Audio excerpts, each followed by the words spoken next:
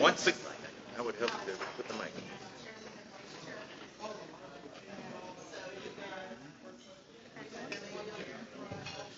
Once again, thank you for being here. Let's begin by introducing those seated at our head table. Alyssa Card, our treasurer, unfortunately had to leave. Holden Murray, our vice chairman. Beth Chasson, our president. Myself, Brady Burrell, the chairman. Raymond McWade, Port of Morgan City director, who will be our guest speaker today. And Dr. Tammy Wilson, our immediate past chairwoman, who is not able to be here today.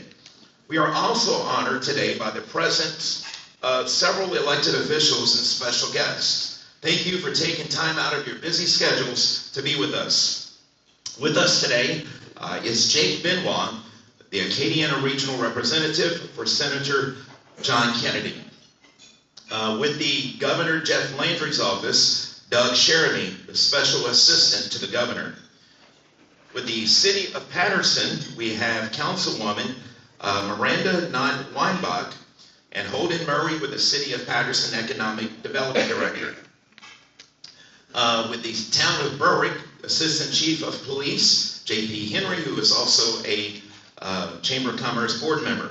Chitimacha Tribe Chairman, Melissa Darden, who's also one of our elite sponsors. And with Nicholls State University, Dr. Jay Clune. And if I'm missing anyone, please raise your hand. I just want to make sure I have everyone. Thank you. Let's give them a round of applause. Now let's recognize today's luncheon sponsors. We are grateful for our annual elite sponsor, Bayou Bend Health System and the Chitimacha Tribe of Louisiana. Please help me welcome Carol James. She is the ICU Director at Bayou Bend Health System to share a brief update. Carol?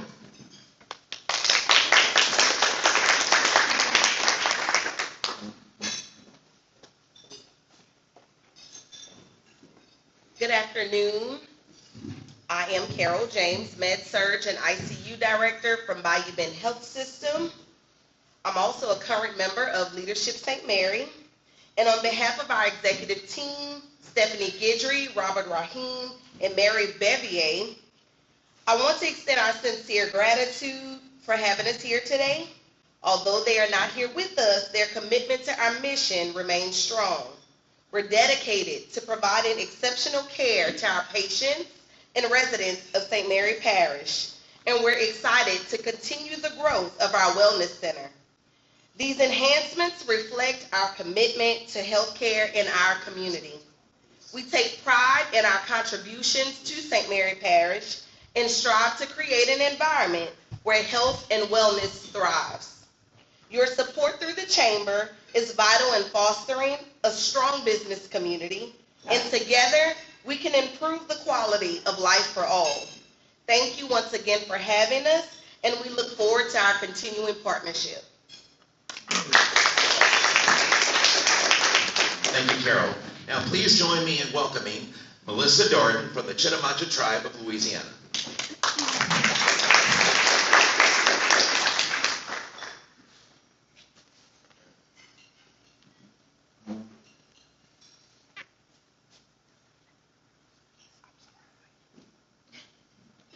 Good afternoon.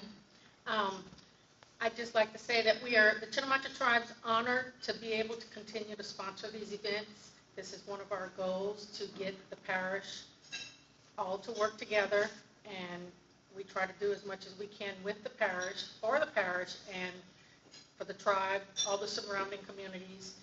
Currently, we're in the process of, we finally started our boat launch in the middle of the reservation, but that is something that is for not only tribal residents, but the entire community. So anyone is, everyone's welcome to come as soon as it's finished. And we're also working on our Raintree Market. It's not in St. Mary Parish, Raintree Market 2, but it is in Jeanerette, which is very needed there. And their anticipated opening date is November 19th, just before the holidays. Thank you. Thank you both, and thank you again to our incredible sponsors. Your continued support powers the Chamber's mission. Without you, we simply couldn't do what we do. At this time, I want to shine a light on some of the most essential members of our organizations, the administrative assistants who keep everything running smoothly behind the scenes. This month, we are proud to recognize Sharon Purcell of Bayou Bend Health System as our administrative assistant for the month of July. Sharon is the embodiment of excellence. Her attention to detail, organization, and uplifting attitude are an inspiration to all who work with her. And I can tell you, when I visit their office, she's always very welcoming to me. Even when faced with personal adversity, Sharon has remained dedicated and focused, serving as a true cornerstone of her team. Sharon, please come forward to accept this well-deserved token of appreciation.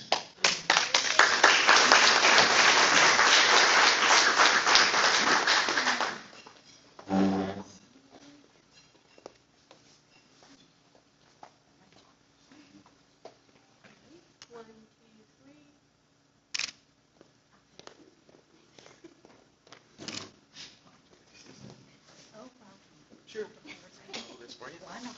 Go ahead. Hi, hello everyone. I'm deeply honored to accept this award from St. Mary Chamber of Commerce. This recognition reflects the incredible people I have the privilege to work with every day, for instance, like Carol. As an executive assistant, our job is often working behind the scenes. But today I feel truly seen and appreciated. I accept this award in celebration of teamwork, faith, and service. I will continue to do my best to serve with integrity and to support the mission of our parish with all my heart. Again, thank you for this honor.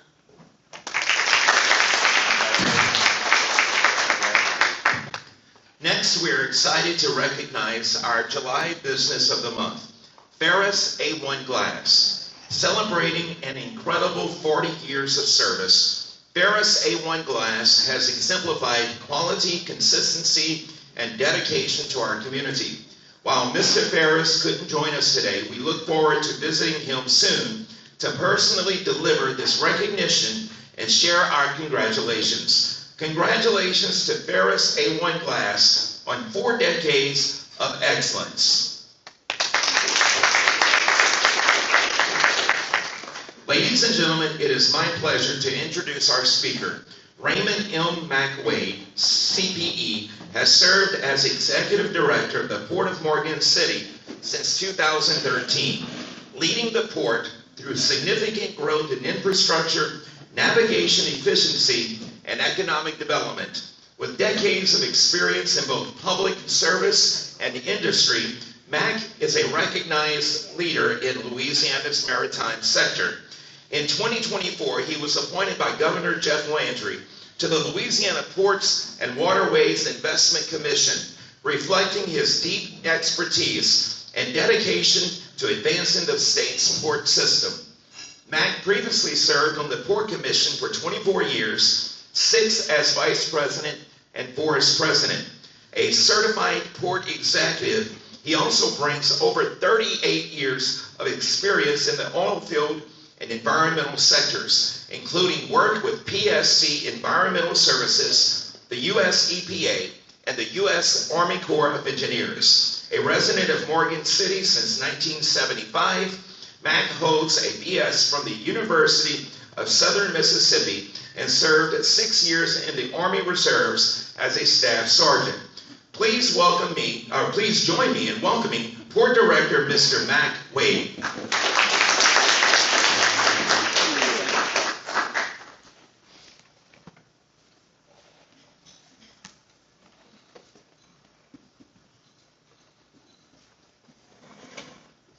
Brady, I want to thank the Chamber Board for giving me this opportunity to come out and give y'all an update. Anytime anybody asks a question, I got answers. Great. So I really do appreciate it. Would like to thank, I got my staff here. We got Tori Henry. We got Cindy Cotrera. We got Mike Noblock from the port. Also have Steve Coynes, one of my commissioners, one of my bosses of 9. And also my son's here, Pete Wade, and my daughter, Rachel Mellencross here.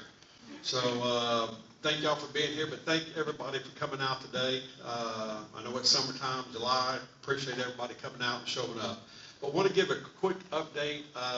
It's probably been a little over a year since I spoke, and I have give you a little bit of what's going on, what's taking place, and what's coming up.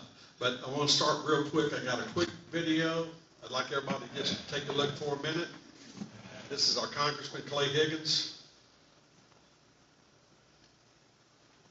This water that we're on right now, it's really incalculable how many jobs are provided for American families and what the impact is worldwide. And every industry that you can imagine is supported out of these waters and by some of these men working behind me. Right. It's Conrad Shipyard behind me. It's a Navy wire BM. This is very important for housing for the United States Navy for project. They put sailors and Marines, engineers on those vessels all over the world where they're needed. Bollinger Shipyard behind me. Oh, beautiful work. Those are called jack boats right there with the 3 legs standing up. They go offshore and then they jack the rig up basically. And they're designed to operate in waters. Pretty shallow water. Land Industries in the background.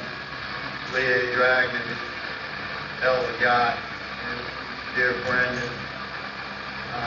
Been in business for a long time. Built a specialty barge. This is an incredibly valuable part of the waterfront out here. Just to let you know, America, this is a man that builds the specialty barges that SpaceX lands their rocket ships on. Venture Global. I mean, a year and a half ago, it was nothing here. Now, because of growth and wise investment in dredging and smart business decisions, you got, right now, 1,853 men employed. Sure. Another one of our shipbuilders from South Louisiana built the boat we're riding on right now. That's as simple. We support all this work. We brought a lot of dredging money in here. We helped the Board of Morgan City actually build their own dredge. It was one of the first ones in the country, and it was a hell of a vision that the man behind it, Mac Wade, had. We supported it. Been working now for years. I'll have a little bit more on that, but Clay came down, but she's kind of wanted to tour the area to let them see what's going on. And you can only really see what's going on down here by the waterways. I hate to say that. You can't pass down the road. You got to be in the boat. You got to see what's happening in the back. But there's a lot of industry going on. Next slide. I don't know how well you can see this, but we have a new colonel. He was sworn in he took command last Friday in New Orleans. I was at that. He's a local boy.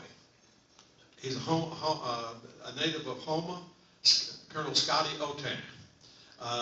Scotty was born in Houma. He's got history down here. His great grandfather came down from Nova Scotia many years ago, and they settled in Terrebonne. Scotty was, I think they told me that his family left Houma maybe when he was about in junior high. They moved over to Alabama, and then he wound up going to West Point. But he is our new colonel for the New Orleans district, and I met him last week. Can't wait to get him down. I want to get him in that boat where you can see what's going on to tell our story. Just real quick, too, the last 9 months have been very rough on the port. Things are going great, but the last 9 months have been tough. In 2022, after years of having no channel, no nothing, none of these businesses, we finally got a channel. And we were good up till September of last year. We had a good channel. We had our 20 by 400 foot all the way to the sea buoy, spent over $120 million on opening that channel, dredging in 2000, 2001. Finally got our channel, got rid of our sand issues. We learned how to manage the fluff that was in the channel. Great. September 10th, my channel was 23 foot deep of 2024. Next day, Francine rolls in. And it's hard to believe. Francine rolls in on September the 11th, and it stalls out at the mouth of the river, and it's set down there for about 10 hours. And it was like a washing machine. It blew all my fluff out, but it brought in 8 million yards of sediment, sand. It's impossible, but it happened. Hurricane Francine in 10 hours wiped out $120 million worth of dredging over about the 2.5 years. That fast. That's how fast things can happen. I went from 23 foot, surveys up on the chart. I'm just going to point to one real quick thing.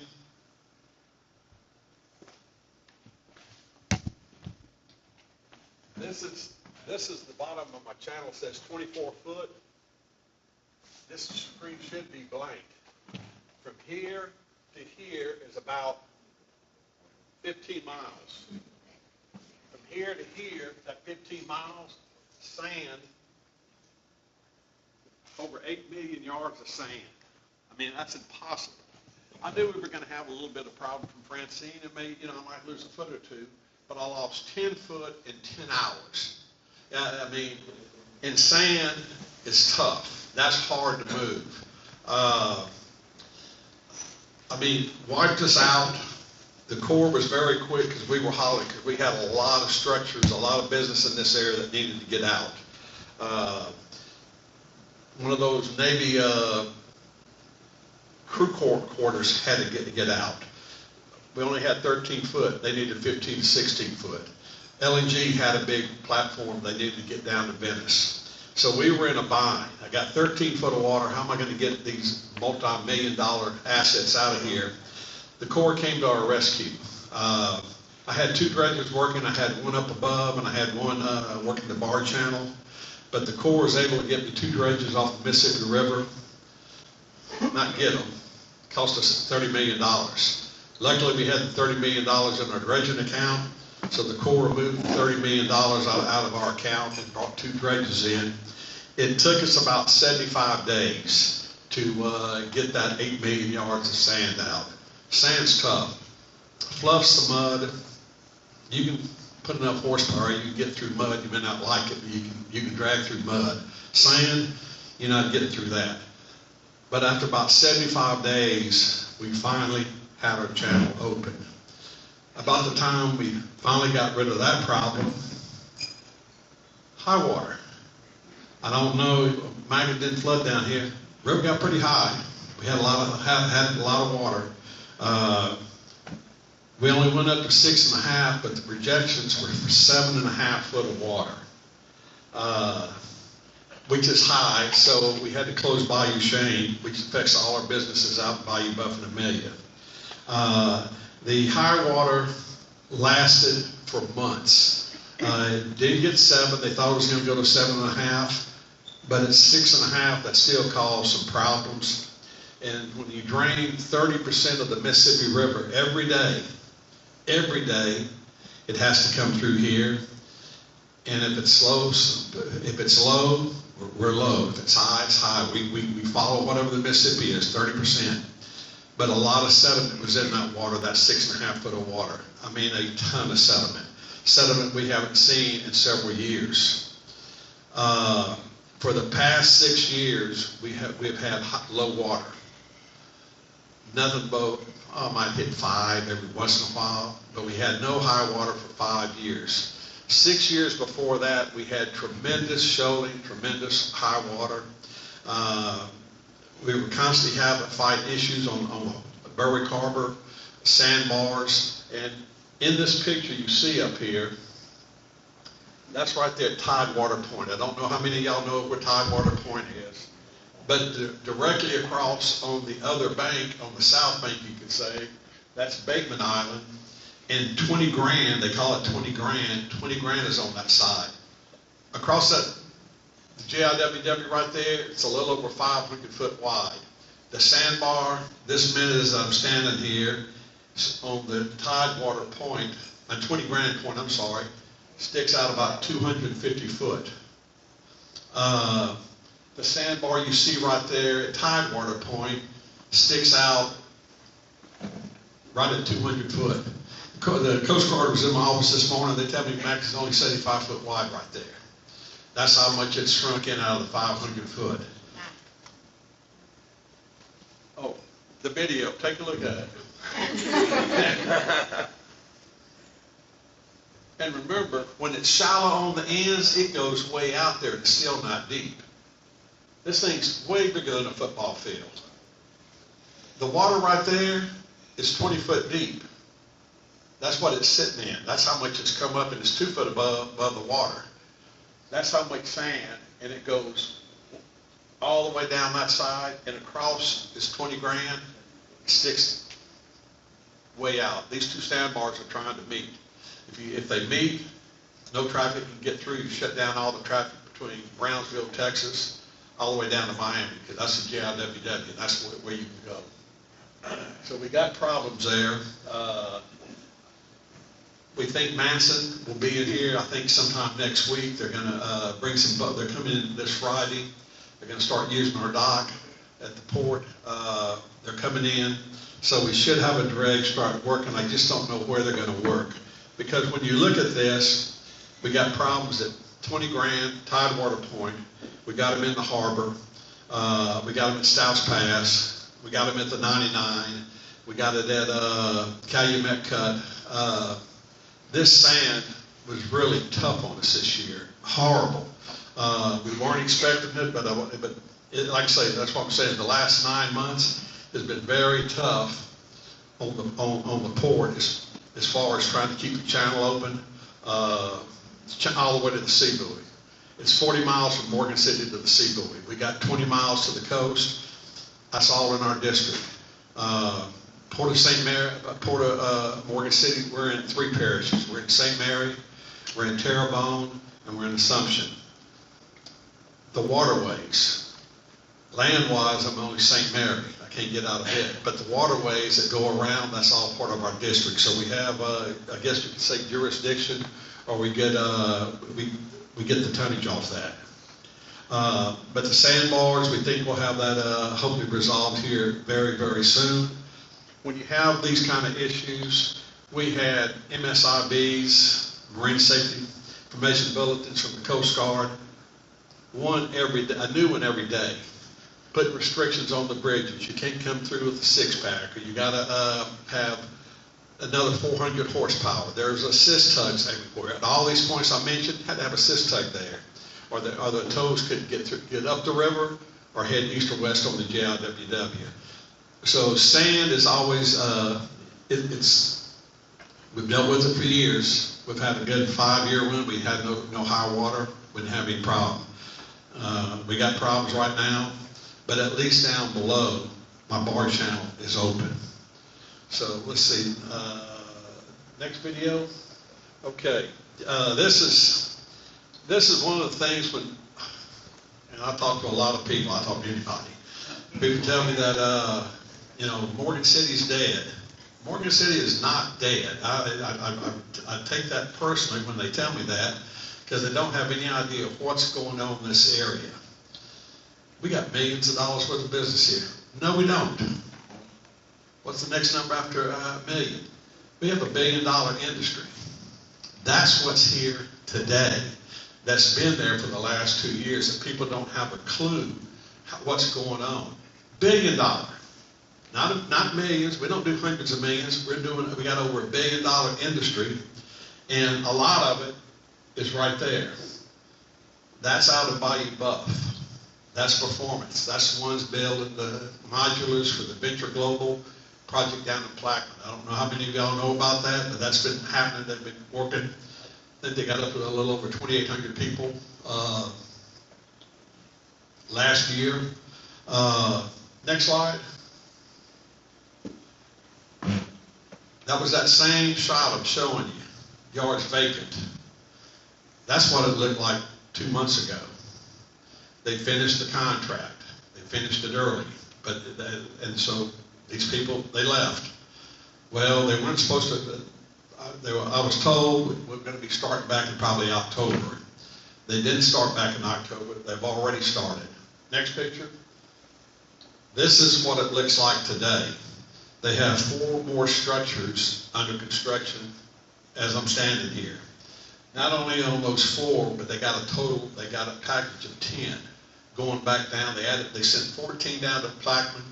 They ordered 10 more. So they got 4 in different phases. These things are big. They're like 7 stories high, and I think they're about 2,800 tons, and they float these things out. The good news, that's 4 of them. They got 6 more they got to start. Next month, across the road right there on Bayou Buff, they're going to start building the new ones for the Cameron site. They've got an order for 14. 14. These things are massive, and they're very expensive. We don't make any of this stuff. We assemble everything. These parts that are on the ground are coming from probably all 48 states here, and I wouldn't be surprised if Alaska's not shipping stuff down, or Hawaii. All the components come here, all are assembled here in this area, and then they're shipped out. They tell me they're booked out to 2032. That's pretty good. Well, and that 750 people they have right now, that number is just going to steadily keep growing with all the work they got going on. And it's not just them. We have aerospace. We got SpaceX working down here. We got Space Force doing stuff. I don't even know who these people are, but that's what we have. You know, Clay was talking about the recovery barges. We got the Army. We got the Navy. We got defense contractors like crazy. Bollinger has built a bunch of the dry docks for the nuclear submarine program. Well, Mac, they don't have submarines down there. No, you're right. But the dry docks the Navy needs, they ship them up the East Coast. So there's a lot going on. We got new ship building. We got ship repair yards. There's a lot of businesses down here that support the oil and gas business. We support the LNG market. One of the facilities here had a wind energy project going on that built a cable laying barge. Many fabrication yards. So when you put all those companies together, and one good thing about it, when I talk to a lot of our stakeholders, they don't like to really say, but things are pretty good, and most of them have backlogs. A lot of them have backlogs going into next year. So there's a lot going on in the area. It may not look like it, but I can tell you there's a lot happening. Next slide. And I want to just talk just a minute about the Aerolac. It's the Bryce Drage. And I want to just mention that this is why all those businesses I just mentioned are here. When McDermott and Avondale shut down, in the early 2000s or in the 90s, they were gone. McDermott, they lasted till about 2008 or 2009, and you could see the handwriting was already on the wall. They pulled out. We didn't have when they pulled out, we lost our funding. I told you I spent $120 million getting the channel open. We didn't get any funding for about 8 or 9 years. What little bit we got wasn't worth nothing. I couldn't do anything with it. But when the bar channel has always been the Achilles heel for our channel. And the bar channel is from Eugene Island out to the sea buoy. That's where the clays and silts fall out. Not the sand, it's all clay and silt. The sand falls up above from Eugene Island all the way back up to Crew Boat Cut. That's where we have the sand. We have to dredge that. But it was the mud that was down in the bar channel. That's where the real problem was. We had to come up with a solution. We tried everything for about 6 or 7 years, studying, trying different methods. And it was the port. We came up with the idea, if we don't build our own dredge, do something, we're not going to be around. We've got to open this thing up. We've got to get the funding. And The Corps wasn't real keen on it. They don't like new ideas. But we convinced them, I want to do a demo. We brought a hopper dredge in, and a hopper dredge sucks material up and puts it in the boat. We said we want to suck it up and throw it off the sides. We don't want it going in the boat. So we were able to do that. And this trial was done like 14 years before, and I found records where they did this, and the results were agitation does work, but it has one. But the conclusion was if you don't do it for 24 hours a day, 7 days a week, it has a tendency to reform.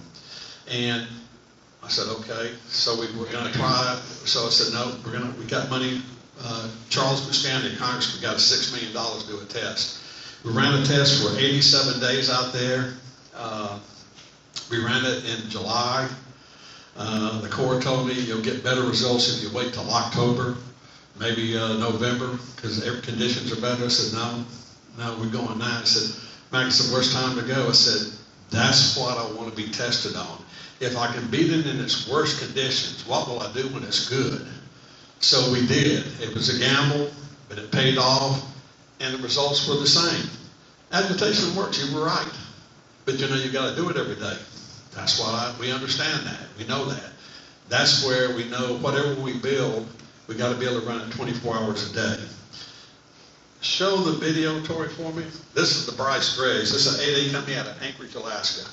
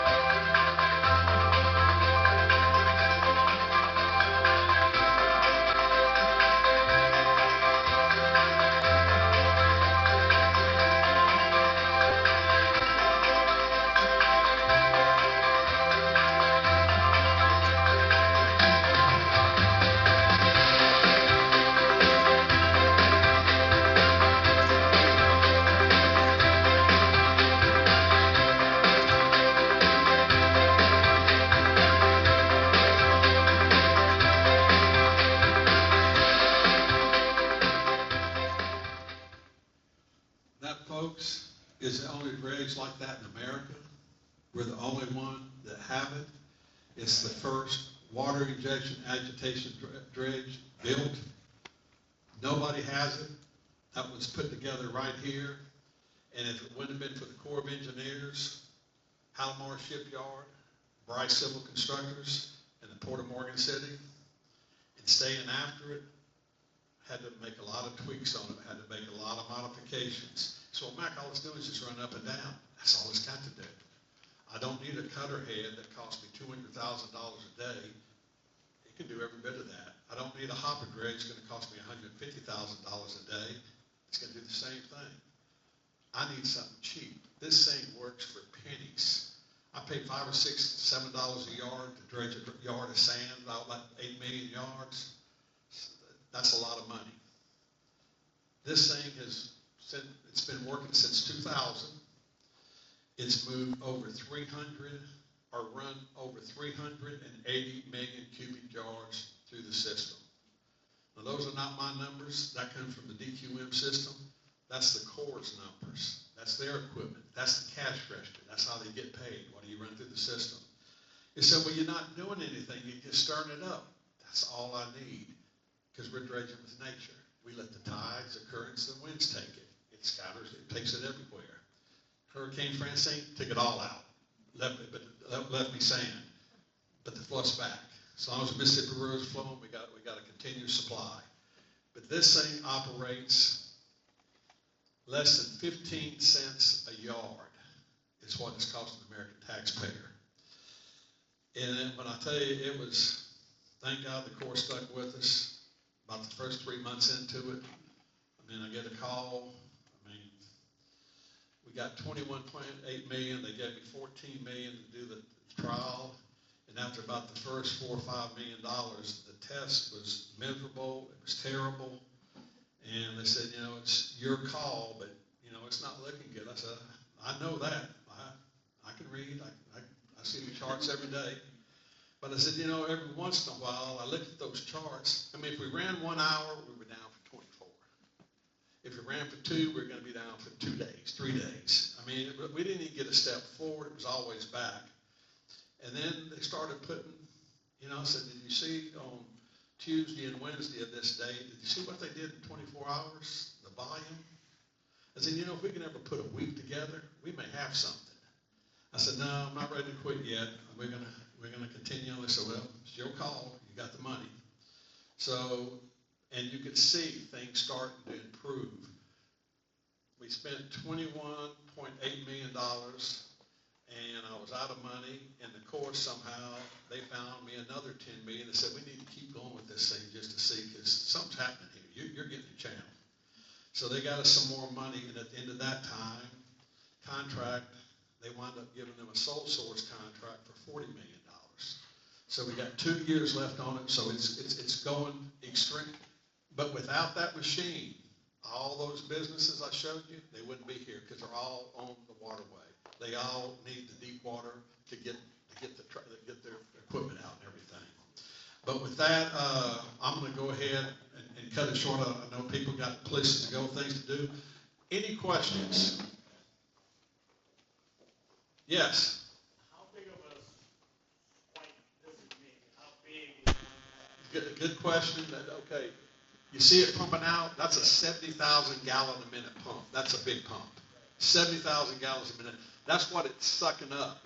But we got a 10,000 gallon jet pump with nozzles, just like, you know, you put your hose on jet, got like 30 of those across the back end. It's jetting down in the material, and as it's jetting down, the vacuum cleaner, which is 35 foot across, is sucking that up and then throwing it off this side. So we're moving a large amount. It's a beast. The boat, now all hindsight, the boat should have been a lot bigger. I mean, you got one of the biggest pumps in America. 70,000 gallon a minute is a huge, huge jet pump. But it's very efficient. It's very efficient. And we're getting the density down, because once it comes up, you can see how it's real thick, the tides and currents. You got to keep it busted up. You can't leave that mud layer down there. Any other questions? If not, Chamber, I want to thank y'all and thank everybody for coming out today. Appreciate it.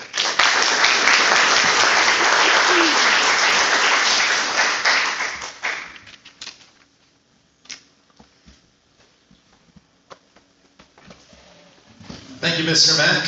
I must say he's got a very impressive resume and it's paying off for us. We also, of course, thank you for that question, Dr. Ratcliffe. Also want to thank the Petroleum Club for that delicious meal and my favorite fried chicken. You can ask J.P. Henry how much I like fried chicken. Thank you all once again for spending your afternoon with us and for the valuable updates. Now I'd like to turn it over to our Chamber President, Beth Chesson, to share a few announcements and close us out.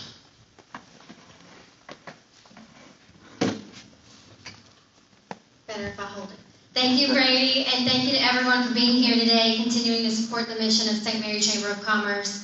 A special thank you again to our elite sponsors, Bayou Bend Health System and the Chitimacha Tribe of Louisiana, for your generous support. Thank you, Mr. McWade, for sharing your insight and your ongoing leadership and the service to the Port Morgan City and the greater Louisiana region.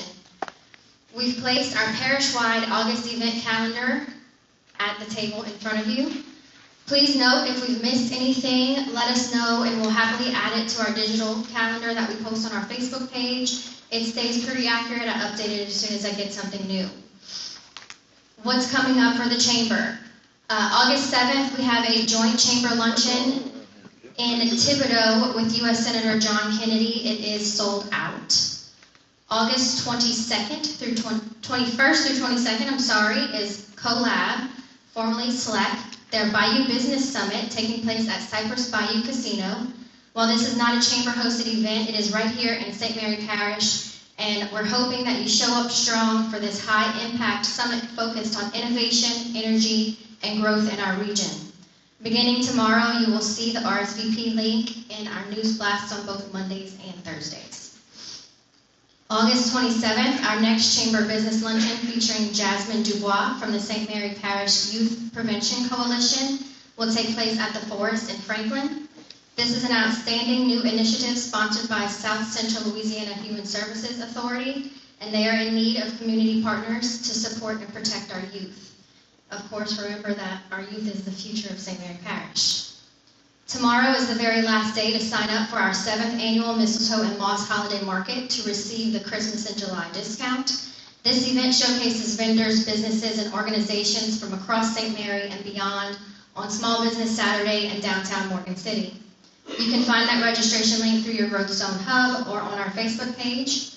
Please note that it's not limited to just retail or food vendors. If you would like to simply make people aware of services your business offers, pop up a booth. We'd be happy to have you. There are several ribbon cuttings to celebrate new businesses, grand reopenings, and new ownership. They are marked in red on your calendar. I encourage you to show up as a community and attend these events, support them, and show these new businesses or new owners your support. As a community, we often talk about wanting more third places, those special spaces beyond home and work where we can relax, gather, and connect. But to create and sustain those places, we must first show up for the businesses and events that already exist. Our firsts and seconds, our homes and our workplaces, are only strengthened when we support the local economy that surrounds them. Every time you attend an event, shop, or use services from a local business, or participate in a community activity, you're helping lay the foundation for more of the gathering places that we all crave. More coffee shops, more local restaurants, live music venues, markets, local shopping, and shared spaces become possible when we invest our time, dollars, and energy into what's already here. Showing up is how we grow. You all have a calendar in front of you, so I don't want to hear that all too common, there's nothing to do. As a chamber and as a community, we stand rooted in our values, resilient in our challenges, and ready for what's ahead. For real-time updates, be sure to follow our Chamber Facebook page and check your weekly email newsletters, again on Mondays and Thursdays. Please don't hesitate to reach out to our office for assistance or to RSVP for any upcoming event. Thank you and have a beautiful day.